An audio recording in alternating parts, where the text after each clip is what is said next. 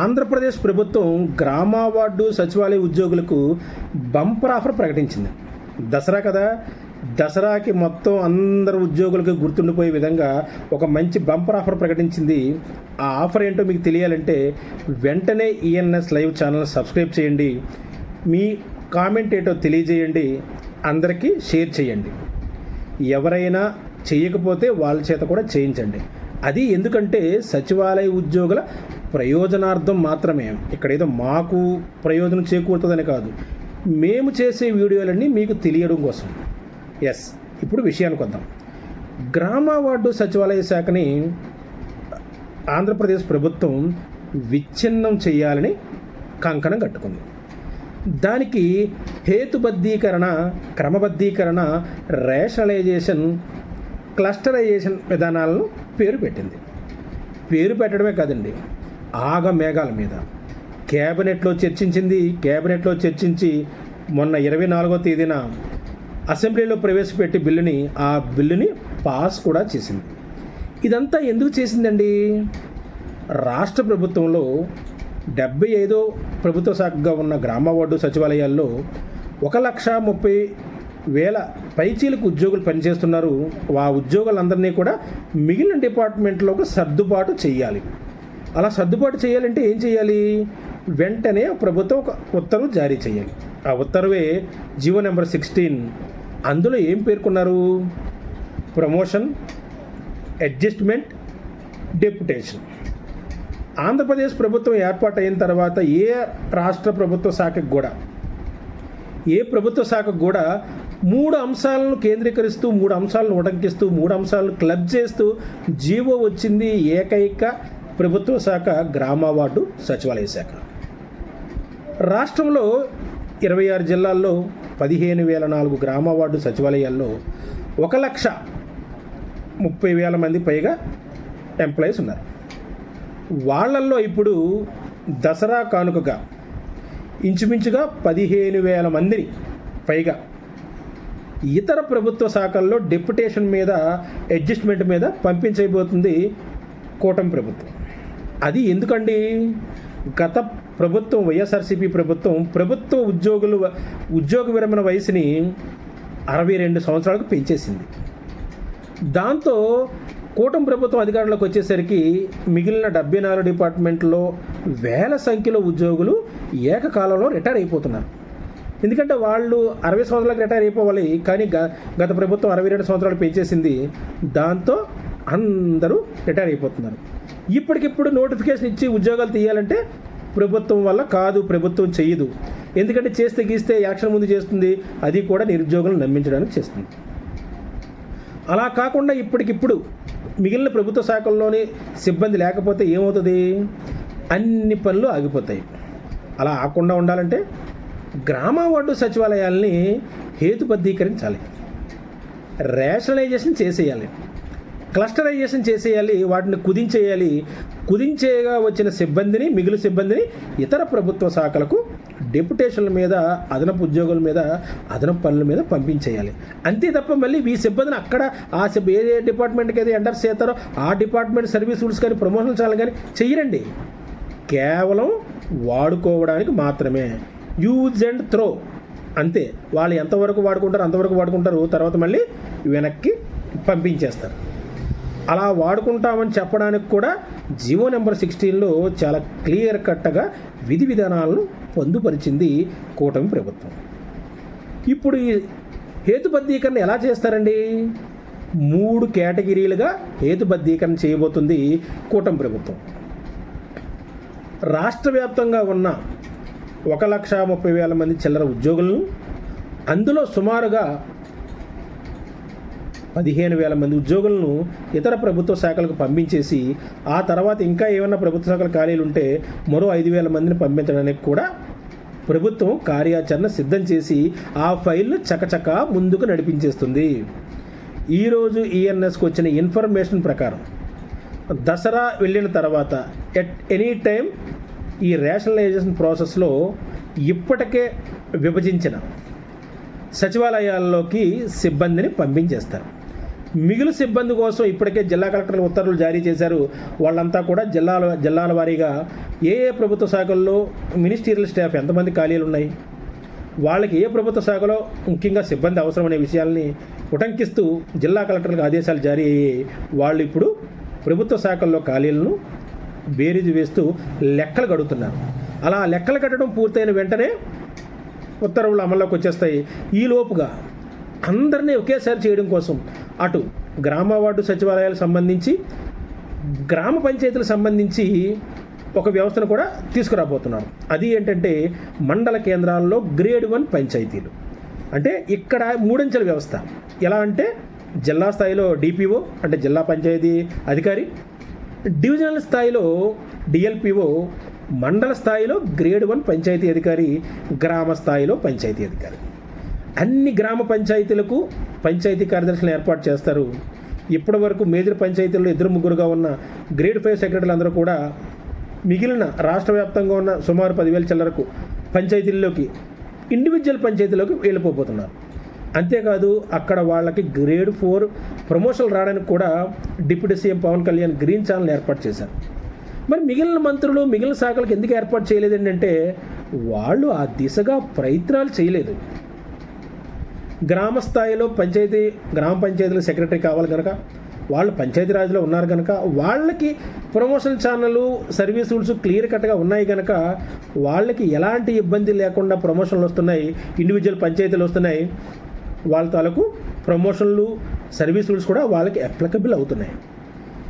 మిగిలిన గ్రామ వార్డు సచివాలయ ఉద్యోగుల విషయంలోకి వస్తే వాళ్ళకి సరైన ప్రమోషన్ ఛానల్ లేదు, సరైన సర్వీస్ రూల్స్ లేవు, సరైన విధి విధానాలు గత ప్రభుత్వం ఖరారు చేయలేదు. అదే కారణం, అదే లూపోలు ఇప్పుడు కూటమి ప్రభుత్వానికి జాక్పాట్లా తగిలింది. కొత్త ఉద్యోగాలు నియామకాలు చేపట్టలేదు, ఉన్న వాళ్ళందరినీ విభజించేసి మిగిలిన శాఖలకు సర్దేయడానికి మొత్తం సిద్ధం చేశారు. ఇక్కడ 3 కేటగిరీలు, గ్రామ వార్డు సచివాలయాలకు సంబంధించి 3 కేటగిరీలు. ఆ 3 కేటగిరీలు ఏంటండి? A category, B category, C category. A కేటగిరీకి సంబంధించి అక్కడ గ్రామ స్థాయిలో 6 ఉద్యోగులు ఉంటారు. అది 2,500 మంది జనాభా ఉంటే, 3,500 మంది జనాభా ఉంటే బి కేటగిరీలోకి వస్తారు. అక్కడ 7 సిబ్బంది ఉంటారు. 3,500 మంది దాటితే సి కేటగిరీలోకి వస్తారు. అక్కడ 8 మంది సిబ్బంది ఉంటారు. దాంతో అన్ని సచివాలయాల్లోకి ఏకంగా ఇబ్బంది పడే ఉద్యోగులు ప్రభుత్వ శాఖ ఏంటండి? మళ్ళీ ఇక్కడ విఆర్ఓల మీద అదనపు భారం పడబోతుంది. ఇప్పటి వరకు ఏ వార్డుకు సంబంధించిన విఆర్ఓ ఆ వార్డులోనే ఉన్నారు.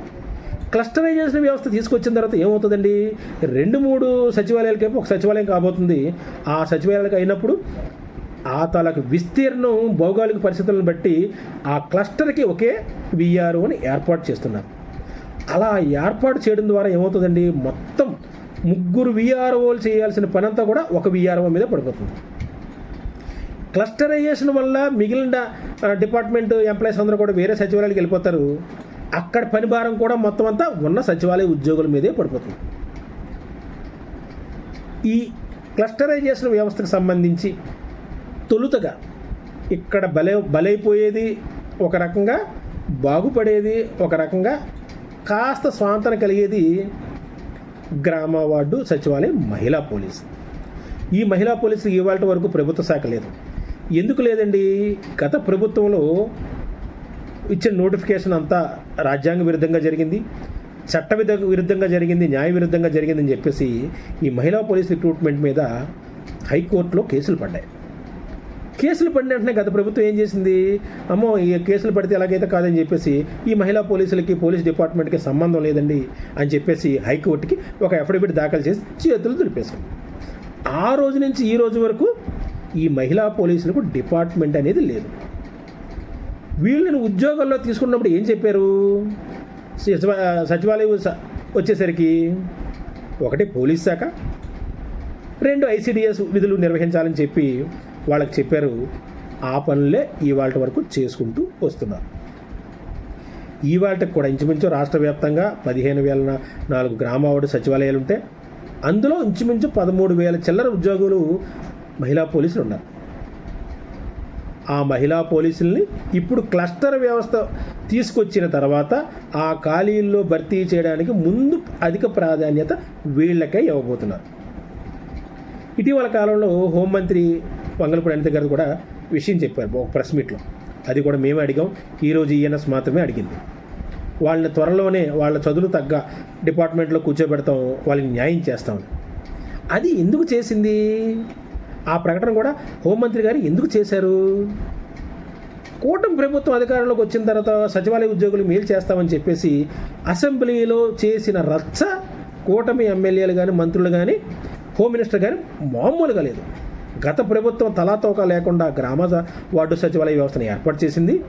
వాళ్ళకు ఒక విధి విధానాలు లేవు, చట్టబద్ధత లేదు, ఉద్యోగాలకు సంబంధించి సర్వీస్ రూల్స్ లేవు, ప్రమోషన్ ఛానల్ లేదు, ఇంకేమీ లేవు. అందుకు వీళ్ళందరూ కూడా ఏం చేయాలో తెలియని పొజిషన్లో ఉన్నారు. జీతాలంటే ఇస్తున్నారు కానీ వీళ్ళకి ఎలాంటి వాళ్ళ చదువులకి వాళ్ళ హోదాకు సంబంధించిన ఉద్యోగాలు లేవని చెప్పి చాలా గట్టి నానాయాగి చేశారు. అందరూ అనుకున్నారు, ఏమనుకున్నారు? అమ్మ కూటమి ప్రభుత్వం వచ్చి రాగానే గ్రామ వార్డు సచివాలయ వ్యవస్థని మీద అసెంబ్లీలో విపరీతమైన చర్చ తెరలేపింది, అసెంబ్లీతో పాటు శాసనమండలిలోనే తెరలేపింది. ఇంకా గ్రామ వార్డు సచివాలయ ఉద్యోగులకి మహర్దశ పట్టినట్టే అనుకున్నారు. నిజంగానే పట్టిందండి మహర్దశ. ఏటి పట్టింది? ఉన్న సచివాలయాల్ని విడగొట్టేశారు, రేషనలైజేషన్ చేసేశారు, క్లస్టరైజేషన్ చేసేశారు. అది ఎప్పుడు చేశారండి? ప్రభుత్వంలోకి రావడంతోనే చేసేశారు. జీవోలు రాకముందే చేసేశారు. విషయం తెలియజేసి గ్రామ వార్డు సచివాలయ శాఖ డైరెక్టర్ ద్వారా అన్ని జిల్లాల కలెక్టర్లకు విషయం తెలియజేసి మూడంచెల విధానాన్ని గ్రామ వార్డు సచివాలయ వ్యవస్థలో ఏర్పాటు చేస్తున్నాం. అలా ఏర్పాటు చేస్తున్నప్పుడు వీళ్ళకి A category, B category, C category అని చెప్పి 3 కేటగిరీలు ఏర్పాటు చేస్తున్నాం అని చెప్పిన తర్వాత వీళ్ళకి లిస్టులు కూడా తయారు చేశారు. ఆ లిస్టులు తయారు చేసినప్పుడు కొంతమందిని ఆ లిస్టులో లేకుండా నో ఆప్షన్ పెట్టి వాళ్ళని పక్కన పెట్టారు. అందులో ఎక్కువ మంది మహిళా పోలీసులు ఉన్నారు, సర్వేయర్లు ఉన్నారు, విఆర్ఓలు ఉన్నారు, ఇంకా కొన్ని డిపార్ట్మెంట్లు ఎంప్లాయీస్ ఉన్నారు. ఎక్కువగా ఉన్నది మహిళా పోలీసులే. ఎందుకంటే వీళ్ళకి డిపార్ట్మెంట్ లేదు. వీళ్ళని ముందు ఒక లైన్ చేస్తే ముందు ఏదో డిపార్ట్మెంట్కి వాళ్ళ సర్వీసులు చేయడానికి తోసేస్తే మిగిలిన డిపార్ట్మెంట్ల సంగతి చూసుకోవచ్చు అని చెప్పేసి ఆ రకంగా ముందు వీళ్ళనే తెర మీద తీసుకొచ్చి వీళ్ళని నో ఆప్షన్లో పెట్టారు. ఇప్పుడు క్లస్టరైజేషన్ వ్యవస్థకు సంబంధించి సచివాలయాలు కుదిస్తే ఎవరైతే నో ఆప్షన్లో ఉన్నారో వాళ్ళందరినీ కూడా ముందు ప్రభుత్వం జీవో నెంబర్ 16 జారీ చేసినట్టుగా అందులో ఉన్న విధి విధానాలు ప్రమోషన్, డెప్యుటేషన్, అడ్జస్ట్మెంట్. ఈ ప్రమోషన్ అన్న పదానికి వీళ్ళ దగ్గర సర్వీస్ రూల్స్ లేవు, ప్రమోషన్ ఛానల్ లేదు, ఇంకేమీ లేవు కాబట్టి ప్రమోషన్ పని జరగదు. రెండో అంశం ఏంటండి? డెప్యుటేషన్. అంటే వేరే శాఖకి కానీ వేరే డిపార్ట్మెంట్కి కానీ లేదంటే వేరే డివిజన్కి కానీ వీళ్ళని డెప్యుటేషన్ మీద పంపించేస్తారు. మూడోది అడ్జస్ట్మెంట్. డెప్యుటేషన్కి అడ్జస్ట్మెంట్కి పెద్ద వ్యత్యాసం ఏమీ లేదు, కాకపోతే పదం బాగుంటుందని మాత్రమే వాడారు. వాళ్ళకు అనుకూలంగా ఏ రకంగా అయితే ఉంటుందో ఆ డిపార్ట్మెంట్లో సర్దుబాటు చేసేసుకుంటామని చెప్పడం కోసం చట్టబద్ధంగా ముందు జీవో జారీ చేసేసారు. ప్రభుత్వానికి అనుకూలంగా పనులు చేసుకొని జీవోలు ఇచ్చిన కూటమి ప్రభుత్వం వీళ్ళకి సర్వీస్ రూల్స్ లేవు, తలతోక లేకుండా డిపార్ట్మెంట్ ఏర్పాటు చేశారని అసెంబ్లీ సాక్షిగా తీర్మానం చేశారు. అసెంబ్లీ సాక్షిగా వైఎస్ఆర్సీపీ ప్రభుత్వాన్ని ఎండగట్టి గత ప్రభుత్వాన్ని నీరుగార్చి ఆ ప్రభుత్వం చేసిన తప్పుని పదే శాసనసభ సమావేశాల్లో చెప్పి వీళ్ళు చేసిన ఈ సంవత్సరాల కాలంలో ఏంటండి అంటే రేషనలైజేషను, క్లస్టరైజేషన్. ఇంత విపులంగా చెప్పిన తర్వాత కొంతమంది సచివాలయ ఉద్యోగులకి ఏమనిపిస్తుంది అంటే ఈ బాలుగారి వీడియో చూడడం అనవసరం, ఈయన విషయం స్ట్రైట్గా చెప్పడు, ల్యాగ్ చేస్తాడు, వెంటనే కామెంట్లు, సార్ మీరు చేస్తున్న వీడియోని 1 మినిట్లో చేయండి, రీల్లా చూస్తాం, 2 మినిట్స్లో చేయండి, ఒక ఫన్నీ వీడియోలో చేస్తాం, 3 మినిట్స్లో చేయండి, మాకు సరిపోతుంది అంటారు. ఇక్కడ మీకు కావాల్సింది ముఖ్యమైన సమాచారమా, లేదంటే రీల్స్ చూసినట్టు సరదాగా చూడటమా? మీ లైఫ్ రీల్ కాకూడదు, మీ లైఫ్ ఎంజాయ్మెంట్ కాకూడదు, మీ ఎంప్లాయ్మెంట్ లైఫ్ ప్రశ్నార్థకం కాకూడదు. కేవలం అందుకే ఈరోజు దినపత్రిక ఈఎన్ఎస్ నేషనల్ న్యూస్ ఏజెన్సీ దాని అధికారిక న్యూస్ ఛానల్ ఈఎన్ఎస్ లైవ్లో మీ తాలూకా ఇబ్బందులను, మీ తాలూకా సమస్యలను ప్రభుత్వం దృష్టికి, ప్రజాప్రతినిధుల దృష్టికి, ప్రజల దృష్టికి తీసుకెళ్లడం కోసం ఈ వివరణాత్మక విశ్లేషణ చేపడుతున్నాం. ఇలా చేపట్టకపోతే అసలు మీరు ఏ జీవో ద్వారా మీరు ఏ పనులు చేస్తున్నారనేది ఎలా తెలుస్తుంది? ప్రజలకు ఎలా తెలుస్తుంది? ప్రజాప్రతినిధికి ఎలా తెలుస్తుంది? లేదంటే ఎక్స్పర్టీలో ఉన్న వాళ్ళకి ఎలా తెలుస్తుంది? ప్రతిపక్షంలో ఉన్న వాళ్ళకి ఎలా తెలుస్తుంది?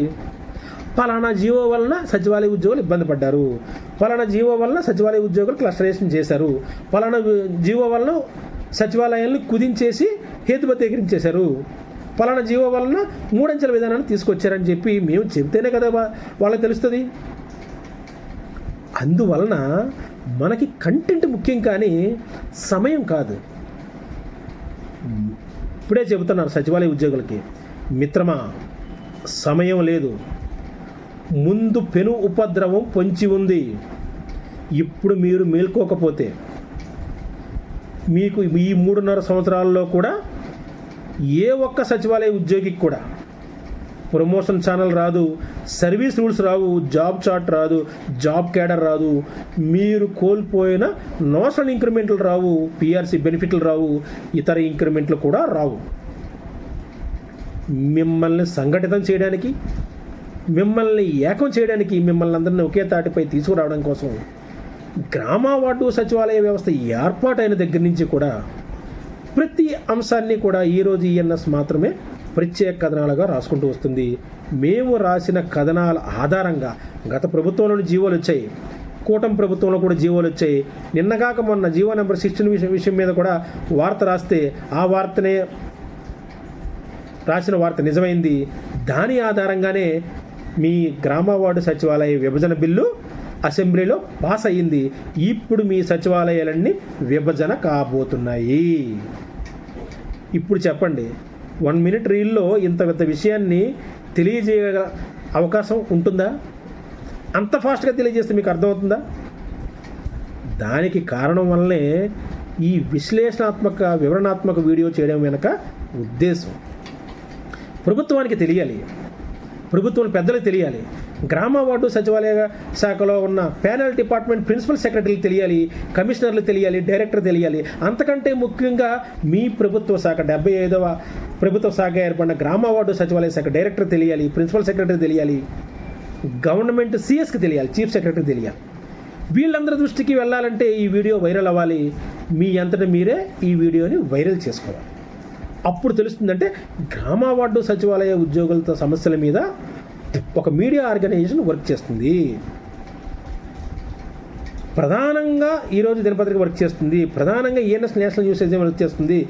అత్యంత ముఖ్యమైన సమాచారాన్ని ప్రభుత్వంలో ఈ ప్రభుత్వం ఏం చేయబోతుంది, ప్రభుత్వం చేసిన పనులు ఏ రకంగా ఉంటున్నాయి, దానివల్ల సమస్యలు ఏంటి, ఉద్యోగులు ఎలాంటి ఇబ్బందులు పడుతున్నారు, వాళ్ళ ఇబ్బందుల మీద కూటమి ప్రభుత్వం ఎలాంటి నిర్ణయం తీసుకుంది, లేదా గత ప్రభుత్వం వైఎస్ఆర్సీపీ ప్రభుత్వం ఎలాంటి నిర్ణయం తీసుకుందనే విషయాల్ని వీళ్ళు మాత్రమే తెలియజేస్తున్నారు. వివరణాత్మకంగా తెలియజేస్తున్న విషయం ఎప్పుడు తెలుస్తుందండి? 1 మినిట్ రీల్లో చూస్తే తెలియదండి, 2 మినిట్స్ వీడియోలో చూస్తే తెలియదండి, ఎంజాయ్మెంట్ వచ్చే వీడియోలో చూస్తే తెలియదండి. వివరణాత్మకంగా, సందేశాత్మకంగా, గ్రౌండ్ లెవెల్ రియాలిటీ సంబంధించిన అంశాలను వీడియోలో పొందుపరిచినప్పుడు మాత్రమే మీకు సమాచారం తెలుస్తుంది. మీరందరూ ఒక్కసారి ఏకమైతే, ఒకసారి మామూలుగా ఆలోచించండి. ఒక వ్యక్తి చప్పట్లు కొడితే అది శబ్దం, 130,000 మంది పైచీలకు ఉద్యోగులు ఒకేసారి చప్పట్లు కొడితే అది ఉరుము, అది మెరుపు. ఆ శబ్దం ఎక్కడ వినిపిస్తుందండి? వైజాగ్లో చప్పట్లు కొడితే అమరావతిలోకి కంగుమనాలి, వైబ్రేషన్ రావాలి. అమ్మో, సచివాలయ ఉద్యోగులందరూ కూడా ఏకమైపోయారు, ఏకతాటిపైకి వచ్చేసారు అనే కంగారు ప్రభుత్వ శాఖల్లో రావాలి. వచ్చింది. ఎప్పుడు వచ్చింది? మొన్న మీరందరూ ఒకేసారి నల్ల బ్యాడ్జీలు ధరించి డ్యూటీలకి అటెండ్ అయితే వచ్చింది. ఆ నల్ల బ్యాడ్జీలు ధరించిన విషయాన్ని వాట్సాప్ స్టేటస్గా పెడితే వచ్చింది. మీ అంతటి మీరు విషయాన్ని వైరల్ చేస్తే వచ్చింది.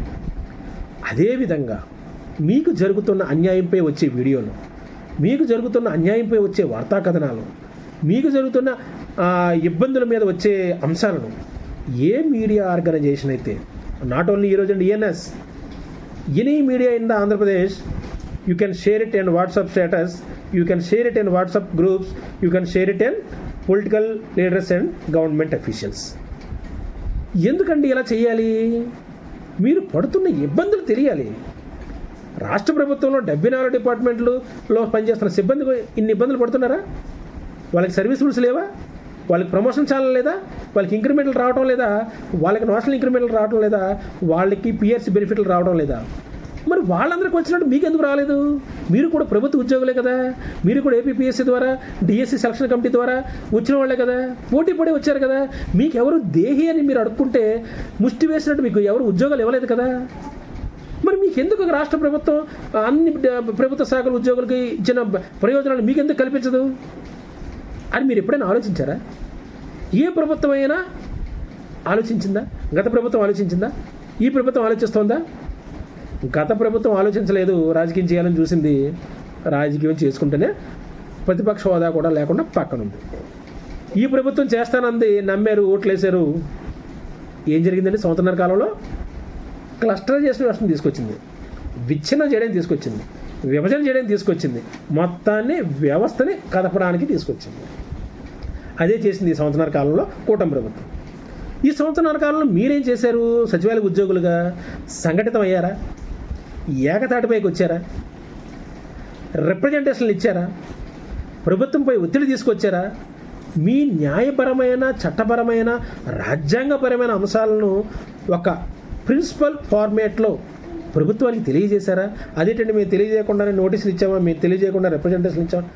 పేపర్ పబ్లిసిటీ కోసం కాదండి. ఏదో మేము ఇచ్చాము, ఆ మంత్రి మోహన్ ఒక రిక్వెస్ట్ లెటర్ కొట్టాం, కలెక్టర్ మోహన్ ఒక రిక్వెస్ట్ లెటర్ కొట్టాం, ఎమ్మెల్యే కొట్టాం, ఎమ్మెల్సీ కొట్టాం, మంత్రికి కొట్టాం, ఎంపీ కొట్టాం, అది కాదు. చెప్పాలి, ఎక్స్ప్లెయిన్ చేయాలి. Sir, we are all the government employees.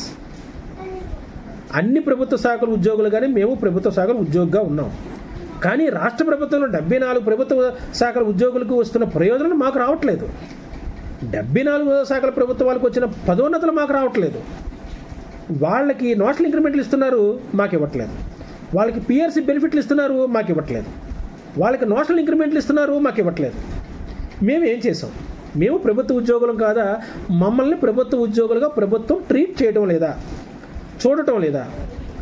చూస్తే మాకు ఎందుకు ఇవ్వట్లేదు? ఈ విషయాన్ని మీరు ఎందుకు ప్రభుత్వం దృష్టికి తీసుకెళ్ళట్లేదని చెప్పి ఎవరైనా అడిగారా? ఎవరైనా ఒక ప్రజాప్రతినిధికి అర్థమయ్యేలా చెప్పారా? ఒక మంత్రికి చెప్పారా? ఒక కలెక్టర్కి చెప్పారా? ఒక ఎమ్మెల్సీకి చెప్పారు, ఒక ఎంపీకి చెప్పారా? ఎవరికి చెప్పారు? ఈ రకంగా ఏ రోజైతే మీరు చెబుతారో, ఏ రోజైతే మీరు ఎక్స్ప్లెయిన్ చేస్తారో, ఏ రోజైతే అందరూ కలిపి ఒక తాటిపైకి వస్తారో, ఏ రోజైతే అందరూ కలిసి ఉద్యమం చేస్తారో, ఆ రోజు మీ సమస్యల పరిష్కారం అవుతాయి. అంతవరకు మీ సమస్య పరిష్కారానికి మార్గం దొరకదు. ఇవాళ చెప్తున్నాం, ఇవాళకి 1 సంవత్సరం 6 నెలలు దాటిపోయింది. ప్రభుత్వం చేసిన పని ఏంటండి? ఒకే ఒక పని చేసింది. ఆ ఒక పని ఏంటి? క్లస్టరైజేషన్, రేషనలైజేషన్. అంతకుమించి ఏమైనా చేసిందా? అది మీకు ప్రయోజనమా? ప్రయోజనం కాదే. ప్రయోజనం ఎలా అనుకుంటారు మీరు? ప్రయోజనం అనుకోవడానికి లేదు, అంతే కదా. ప్రయోజనం అనుకోవడానికి లేదు కాబట్టే మీరు ప్రయోజనం పొందడానికి ప్రభుత్వం దృష్టికి మీ యొక్క ప్రధానమైన సమస్యలను ఆందోళన యాజిటేషన్ ద్వారా తీసుకెళ్ళాలి, ప్రభుత్వ ఉద్యోగుల నిరసన ద్వారా తీసుకెళ్ళాలి, ప్రభుత్వ ఉద్యోగుల బంధు ద్వారా తీసుకెళ్ళాలి, పెండం ద్వారా తీసుకెళ్ళాలి. పోరాడితే పోయేది బానిస సంఖ్యలు తప్ప మరి ఇంకేమీ కాదు. ఏ సమస్య అయినా పోరాడితేనే సాధించుకోవచ్చని డాక్టర్ బిఆర్ అంబేద్కర్ మహానుభావుడు చెప్పాడు. అదే అంశాన్ని ప్రతి ఒక్క పౌరుడు దాన్ని ప్రామాణికంగా తీసుకొని వాళ్ళ యొక్క సమస్యలను, డిమాండ్లు సాధించుకుంటున్నారు. ఒక్క గ్రామ వార్డు సచివాలయ ఉద్యోగులు తప్ప. వాళ్ళ దగ్గర ఉన్న లోపం ఏంటి? వాళ్ళ దగ్గర ఉన్న ఏకైక లోపం సంఘటితం కాకపోవడం. వాళ్ళ దగ్గర ఉన్న ఏకైక లోపం ఎక్కువ యూనియన్లుగా ఏర్పడడం. వాళ్ళ దగ్గర ఉన్న ఏకైక లోపం వాళ్ళ యొక్క సమస్యని వాళ్ళు వైరల్ చేసుకోలేకపోవడం. రాష్ట్రంలో 130,000 మంది ఉద్యోగులు ఉంటే కనీసం 1% ఉద్యోగులు కూడా దీని మీద సీరియస్గా యాక్టివిటీ చేయలేకపోవడం. అలా చేసి ఉంటే ఈ రోజుకి సమస్య పరిష్కారం అయ్యేది. కానీ ఈ రోజుకు సమస్య పరిష్కారం కాలేదంటే దాని లోపం ఎక్కడుంది? ఉద్యోగుల్లోనే ఉంది. ఉద్యోగులకు తెల్లవారు లేస్తే 10 గంటల నుంచి సాయంత్రం 5 గంటల వరకు సర్వీసులు చేస్తున్నారు. 5 గంటల నుంచి మళ్ళీ రాత్రి 9 గంటల వరకు సర్వేలు అంటూ ప్రతి ఇంటికి తిరుగుతున్నారు. అన్ని తిరిగినా కూడా మిమ్మల్ని ప్రభుత్వం గుర్తించిందా? అక్కడ మళ్ళీ వేధింపులు, అక్కడ మళ్ళీ హెచ్చరికలు, అక్కడ మళ్ళీ బెదిరింపులు, అక్కడ మళ్ళీ వార్నింగ్లు, అక్కడ మళ్ళీ షోకాజ్ నోటీసులు. ఇవన్నీ ఇవ్వడానికి ప్రభుత్వం దగ్గర కారణాలు ఉన్నాయి. మీకు సర్వీసులు ఇవ్వడానికి కారణాలు లేవు, మీకు ప్రమోషన్ ఛానల్ ఇవ్వడానికి కారణాలు లేవు, మీకు నేషనల్ ఇంక్రిమెంట్లు ఇవ్వడానికి కారణాలు లేవు, మీకు పిఆర్సీ బెనిఫిట్లు ఇవ్వడానికి కారణాలు లేవు, మీకు ఇవ్వాల్సిన ప్రతి ప్రయోజనాన్ని ఇవ్వడానికి కూడా ప్రభుత్వం దగ్గర కారణం లేదు. ప్రభుత్వం దగ్గర ఉన్న ఏకైక కారణం ఏంటి? రేషనలైజేషన్ చేయడానికి కారణం ఉంది, క్లస్టరైజేషన్ చేయడానికి కారణం ఉంది, సచివాలయాలు విచ్ఛిన్న చేయడానికి కారణం ఉంది, సచివాలయాల సిబ్బందిని విడగొట్టడానికి కారణం ఉంది, ఇప్పటివరకు గాలిలో ఉన్న గ్రామ వార్డు సచివాలయం మహిళా పోలీసులకు ఎలాంటి డిపార్ట్మెంట్ ఇవ్వకుండా చేయడానికి కారణం ఉంది. వాళ్ళ డిపార్ట్మెంట్కి వాటికి అలాట్మెంట్ చేయడానికి ఆలోచన తప్పితే కానీ సచివాలయ ఉద్యోగులకు న్యాయం చేయాలనే కారణం మాత్రం ఈ ప్రభుత్వం దగ్గర లేదు. అలా లేకపోవడం వలనే గత ప్రభుత్వం కూడా వదిలేసింది. గత ప్రభుత్వం వదిలేసిందనే విషయాన్ని ఈ ప్రభుత్వం అధికారంలోకి వచ్చిన తర్వాత రాజకీయం చేసి అసెంబ్లీలో నానాయాగి చేసింది, కానీ మీకు మాత్రం న్యాయం చేయలేదు. అలా న్యాయం జరగాలంటే, అలా మీకు ప్రయోజనాలు సిద్ధించాలంటే, మీరు అనుకున్న సమస్యల పరిష్కారం అవ్వాలంటే, మీరు అనుకున్న డిమాండ్ల పరిష్కారం కావాలంటే మీరందరూ ఏకతాటిపైకి రావాలి.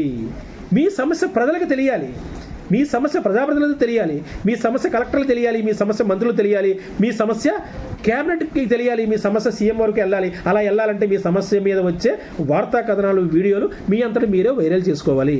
ఇప్పుడు చెప్పండి, ఈఎన్ఎస్ లైవ్ ఛానల్ను ఎందుకు సబ్స్క్రైబ్ చేయాలి? ఎంత విశ్లేషణాత్మక వివరణాత్మక విషయాన్ని ఏ మీడియా ఇంతవరకు పొందుపరిచింది? ఏ మీడియా వార్తా కథనం ద్వారా బయటపెట్టింది? ఎవరు మీకు న్యాయం చేశారు? మేము అడగడంలో తప్పుందా? మేము అడగడంలో తేడాతనం ఉందా? మేము చెప్పడంలో ఇబ్బంది ఉందా? ఇప్పుడు చెప్పండి, మీకు రియల్ కావాలా, ఫ్యాక్ట్ కావాలా, కంటెంట్ కావాలా? సార్ మీరు ఎన్ని చెప్పినా మాకు కష్టం సార్, మేము రీల్స్ అయితేనే చూస్తాం, మాకు టైం ఉంటుంది, మాకు వీడియోలు అయితేనే చూస్తాం, మాకు టైం ఉంటుంది, మేము ఎంజాయ్మెంట్ అయితే చేయగలం, మాకు టైం ఉంటుంది. గవర్నమెంట్ గత ప్రభుత్వం ఏమీ చేయలేదు, మేము ఆడుతూ పడుతూ ఉద్యోగం చేసాం, ఈ ప్రభుత్వం కూడా ఏమీ చేయదు, ఆడుతూ పడుతూ ఉద్యోగం చేస్తాం, ఏదో ఉమ్ముతడి యాక్టివిటీగా వ్యవహారం నడిపిస్తాం, చేయదని మాకు తెలుసు, కానీ ఏదో మేము చేయాలి కాబట్టి చేస్తున్నాం అని అంటారా? అలా అంటే ఈ 3.5 ఏళ్ళలో కూడా మీ సమస్యల పరిష్కారం కావు. మీకు ప్రమోషన్ ఛానల్ రాదు, మీకు సర్వీస్ రూల్స్ రావు, మహిళా పోలీసులకి డిపార్ట్మెంట్ అలాట్మెంట్ జరగదు. మీకు బెస్ట్ ఎగ్జాంపుల్ చెప్తాను మహిళా పోలీసుల విషయంలో. రీసెంట్గా కూటమి ప్రభుత్వం మహిళా పోలీసులకి, గాల్లో ఉన్న మహిళా పోలీసులకి 2 డిపార్ట్మెంట్ ఆప్షన్లు ఇచ్చింది. ఒకటి పోలీస్ డిపార్ట్మెంటు, 2 ఐసీడీఎస్ డిపార్ట్మెంట్. 2 ఆప్షన్లు ఇచ్చిన ప్రభుత్వం దాని విధి విధానాలు రూపొందించలేదు. వాళ్ళు ఏ డిపార్ట్మెంట్ ఎంచుకుంటారు? వాళ్ళు పోలీస్ డిపార్ట్మెంట్ ఎంచుకోవాలా? పోలీస్ డిపార్ట్మెంట్ ఎంచుకుంటే ఏ పోస్ట్ ఇస్తారు? వాళ్ళు ఐసీడీఎస్ ఎంచుకోవాలా? ఐసీడీఎస్ ఎంచుకుంటే ఏ పోస్ట్ ఇస్తారు? విధి విధానాలు లేకుండా ఇచ్చిన ఏకైక ఆప్షన్ అది. అధికారంలోకి రాగానే వైఎస్ఆర్సీపీ ప్రభుత్వాన్ని ఎండగట్టారు కదా. రాష్ట్ర ప్రభుత్వం, మేము కూటమి ప్రభుత్వం సచివాలయ ఉద్యోగులు న్యాయం చేస్తాం, ధర్మం చేస్తామని చెప్పి రాష్ట్ర అసెంబ్లీ సాక్షిగా హోంమంత్రి చేసిన రచ్చ, చేసిన చర్చ అసెంబ్లీలో కానీ శాసనమండలిలో కానీ ఇంత అంతా కాదు. అంటే ఏదో చేయబోతున్నాం, ఏదో చేస్తున్నాం అని చెప్పడం కాదు, ఏం చేసింది ప్రభుత్వం? అది మీరు ఎవరైనా ప్రశ్నించారా? ఎవరూ ప్రశ్నించలేదు. ప్రశ్నించింది ఏకైక మీడియా ఆర్గనైజేషన్, సామాజిక బాధ్యత తీసుకుంది ఏకైక media organisation, that is one and only Eeroju daily and ENS national news agency and ENS live channel మాత్రమే. అందుకే ఇంత వివరణాత్మక వీడియోని మీ ముందుకు తీసుకొచ్చాం. గ్రామ వార్డు సచివాలయ వ్యవస్థ సంబంధించి లేటెస్ట్ అప్డేట్స్ కావాలనుకుంటే కనుక ప్రతి ఒక్క ఉద్యోగి సామాజిక బాధ్యతగా మీ వంతు బాధ్యత, మీకు పైసా ఖర్చు అవ్వదు. ఛానల్ సబ్స్క్రైబ్ చేయడం వల్ల పైసా ఖర్చు అవ్వదు, ఛానల్ చూడడం వల్ల మీకు డబ్బులు ఖర్చు అవ్వు, ఛానల్ని మీరు షేర్ చేయడం వల్ల మీకు డబ్బులు ఖర్చు అవ్వు. పైపొచ్చి మీకు ప్రయోజనం, మీ సమస్య 10 మందికి తెలుస్తుంది, మీ సమస్య ప్రభుత్వం దృష్టికి వెళ్తుంది, మీ సమస్యకు పరిష్కార మార్గం కూడా దొరుకుతుంది. అందుకు ఛానల్ని సబ్స్క్రైబ్ చేయమంటున్నాం. మీ తాలూకు మీ మైండ్లో ఏదైతే మైండ్ సెట్లో ఆలోచన ఉందో కామెంట్ రూపంలో తెలియజేయమంటున్నాం. మీకు నచ్చితే ఈ వీడియోని లైక్ చేయమంటున్నాం. మీకు అర్థమైందా? మీలో ఉన్న పౌరుషం, మీలో ఉండాల్సిన పౌరుషం మీడియాగా మాలో ఉంది. మేము ప్రశ్నిస్తున్నాం. ఆర్టికల్ 10 భావ ప్రకటన హక్కుతో మేము ప్రశ్నిస్తున్నాం ప్రభుత్వాన్ని. గత ప్రభుత్వంలో ప్రశ్నించాం, ఈ ప్రభుత్వంలో ప్రశ్నిస్తాం. ఇక ఏ ప్రభుత్వం అయినా మీకు సమస్య పరిష్కారం అయినంత వరకు ప్రశ్నిస్తూనే ఉంటాం. మీ వెనుక కొండంత అండగా ఈరోజు దినపత్రిక నిలబడుతుంది, ఈఎన్ఎస్ నేషనల్ న్యూస్ ఏజెన్సీ నిలబడుతుంది. దాని నిర్వాహకులు, విశ్లేషకులు ఈఎన్ఎస్ బాలు, ఈరోజు బాలు మీ వెనక నిలబడి తీరుతారు. మేము మీకు ప్రామిస్ చేస్తున్నాం, ఏ రోజైతే మీ సమస్యల పరిష్కారం అయ్యాయో అంతవరకు మీ తరపున మీకోసం ప్రభుత్వం మీద ఒత్తిడి తీసుకొస్తాం, ప్రభుత్వం దృష్టికి వాస్తవాలు తీసుకెళ్తాం, ప్రత్యేక కథనాల ద్వారా, ప్రత్యేక వీడియోల ద్వారా మొత్తం తీసుకెళ్తాం. అంతవరకు నిద్రపోం. మరిన్ని తాజా వివరాలతో మరోసారి కలుద్దాం. అంతవరకు మీ ఈఎన్ఎస్. ఈరోజు బాలు. ప్రముఖ విశ్లేషకులు, ప్రభుత్వ ఉద్యోగుల సమస్యలు మరియు గ్రామ వార్డు ఉద్యోగుల సమస్యలు. ఇప్పటికైనా మించిపోయింది లేదు. ఎవరైనా ఈఎన్ఎస్ ఛానల్ సబ్స్క్రైబ్ చేయకపోతే వెంటనే సబ్స్క్రైబ్ చేయండి. మీ సమస్యని మీరే ప్రజల దృష్టికి తీసుకెళ్ళండి. ప్రజల ద్వారా ప్రజాప్రతినిధులు తెలుస్తుంది, ప్రజాప్రతినిధుల ద్వారా ప్రభుత్వానికి తెలుస్తుంది. ప్రభుత్వం ఖచ్చితంగా మీ విషయంలో న్యాయం చేయడానికి ఆస్కారం దొరుకుతుంది. విప్లవాభి వందనాలతో మీ సమస్యలు పరిష్కారం అవ్వాలనే మంచి సంకల్పంతో పనిచేస్తూనే ఉంటాం. అంతవరకు సెలవు. మీ ఈఎన్ఎస్ బాలు, విశాఖపట్నం నుంచి సైనింగ్ ఆఫ్.